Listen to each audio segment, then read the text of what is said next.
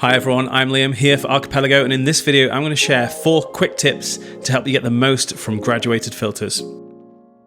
Tip number 1 is how to quickly activate the graduated filter.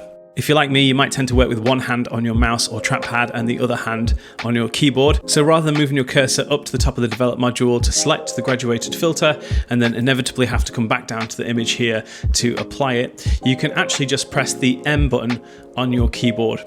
So press M on the keyboard, that activates the filter, and then you can simply apply that to your image. Tip number 2 offers an easier way to achieve a perfect horizontal or vertical line, and that's achieved by simply holding down the Shift key as you drag the filter, and that's going to give you a perfect horizontal or vertical line. Tip 3 helps you to see exactly where the filter is applying by activating an overlay. So the overlay can be turned on and off by hitting the O key on the keyboard, and then any area that is going to be affected by the filter will be highlighted in red.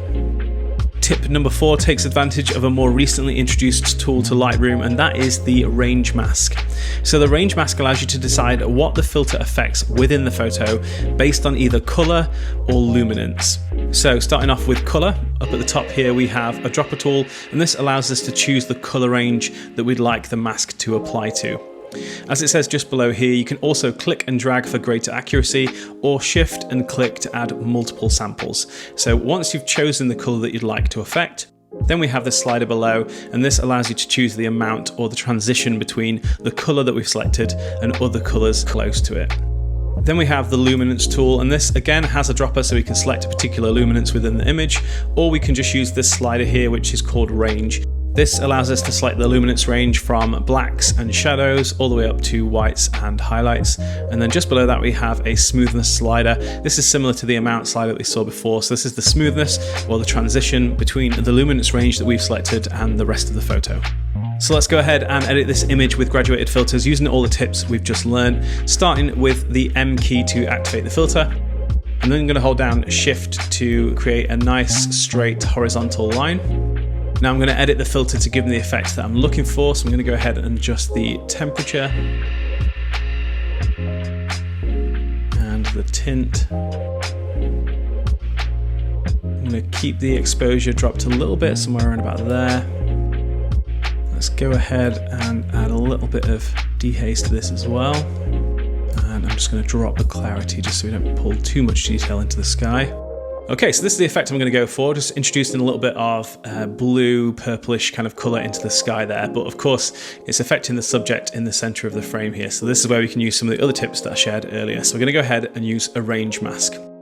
So for this I'm going to use colour. I'm going to use the dropper tool here and select the colour in the sky.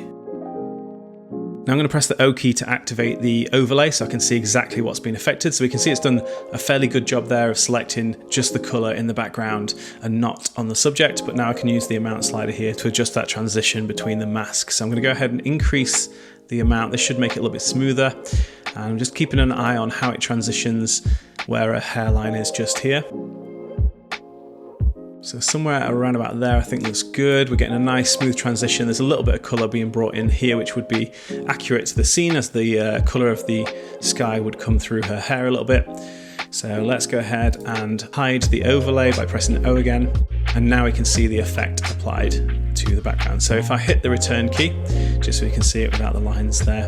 And now I'm going to go ahead and apply another graduated filter. So I want to use the same effect, just so it mirrors the colour that we've got in the sky there down in the bottom here. So I'm going to click on the first graduated filter. Now I can go ahead and add a second one, and that will keep the same settings as before. So I'm going to drag up here, holding down the Shift key again, just so I can get a nice straight horizontal line. I'm going to go for quite a big transition here, I think. Let's drag this down. And again, we can see this is affecting, the subject, her feet down here, the bottom of the dress, those kinds of things. So let's go ahead and use the luminance range mask. So again, let's use the dropper tool. Let's bring it down into the water here. I'm going to click somewhere around there. And again, we're going to press O so we can see what's been affected. So that's done a fairly good job. What I'm going to do is bring the top of the range mask down just a little bit here until we can find the balance we're looking for. So I think somewhere around there. I'm going to play around with smoothness so we can see how that's impacting the dress. So I don't want it to affect the dress too much, but there would be a little bit of reflection of that colour onto the dress, so just a little bit of that is what I'm looking for. So I think somewhere around there. I'm going to press the O key again so I can hide that mask, and now I can check what it looks like. So that looks good to me. I'm going to press return to confirm that.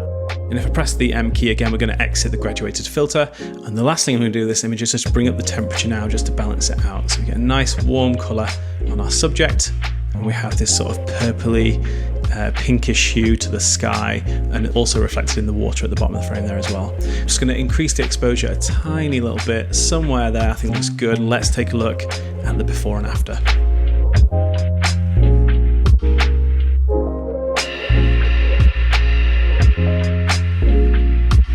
So there we have it, a gorgeous edit using 4 tips to get the most from graduated filters.